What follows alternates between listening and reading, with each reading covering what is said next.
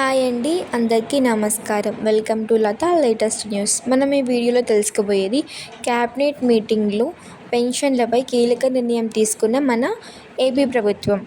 ఇక వివరాల్లోకి వెళ్లే ముందు వీడియోని మొదటిసారి చూస్తున్నట్లయితే ఒక చిన్ని లైక్ చేసి సబ్స్క్రైబ్ చేసుకోండి.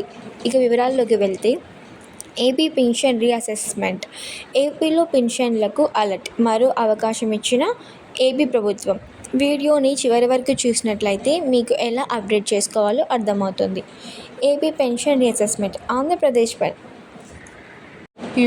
పెన్షన్ల అంశం ఎప్పుడూ హాట్ టాపిక్గానే ఉంటుంది. ప్రభుత్వం ఈ అంశాన్ని చాలా సీరియస్గా తీసుకుంటుంది. వైసీపీ దీనిపై చాలా విమర్శలు చేస్తోంది. ఈ క్రమంలో ప్రభుత్వం కీలక నిర్ణయం తీసుకొని అన్ని అనుమానాలను చెక్ పెడుతుందని చెప్తున్నారు. ఆంధ్రప్రదేశ్ ప్రభుత్వం ఎన్టీఆర్ భరోసా పెన్షన్ స్కీమ్ కింద దివ్యాంగులకు ఇస్తున్న పెన్షన్లపై కీలక నిర్ణయం తీసుకుంటుంది. నేటి నుంచి దివ్యాంగ పెన్షన్ లబ్ధిదారులకు రీఅసెస్మెంట్ ప్రక్రియ చెప్తుంది. ఇదివరకే ఇలాంటి మరొకసారి జరిగింది. ఇప్పుడు దాదాపు 1.5 లక్షల మంది లబ్ధిదారులకు అనర్హులుగా తేల్చింది లేదా వారి వ్యాఖ్యల రకాన్ని మార్చింది. దీనిపై విమర్శలు రావడంతో ప్రభుత్వం మళ్లీ టెస్టులు ప్రారంభిస్తోంది. ఇదివరకు అనర్హులుగా తేల్చిన వారిలో చాలామంది తాము అర్హులే అని అంటున్నారు. ధర్నాలు చేశారు. తమ గోడును ప్రభుత్వం అధికారులకు తెలిపారు. ఈ క్రమంలో ప్రభుత్వం రీఅసెస్మెంట్ నిజమైన అర్హులా కాదా అని మరోసారి తేల్స్తుంది.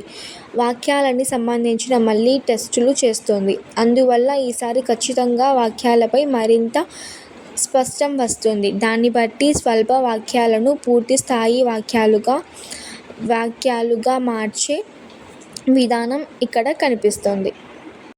రీఅసెస్మెంట్లో అర్హులుగా తేలిన వారికే నంబర్ నుంచి పెన్షన్ వచ్చే అవకాశం ఉందని, అందువల్ల తమకు పెన్షన్ రావట్లేదని ఆవేదన చెందుతున్న వారికి ఇది మరో ఛాన్స్ అనుకోవచ్చు.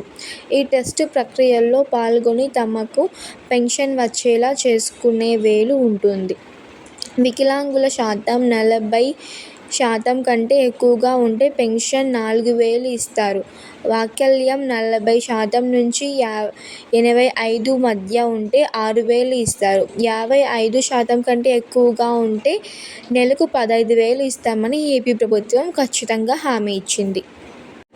రీఅసెస్మెంట్కు సంబంధించి పంచాయతీ రాజ్ వార్డు అడ్మినిస్ట్రేషన్ కార్యదర్శులు అప్పీల్ చేసిన లబ్ధిదారులకు తేదీలు కేటాయిస్తారు. ఈ ప్రకారమే బుధవారం, గురువారం, శుక్రవారం పరిశీలన ఉంటుంది.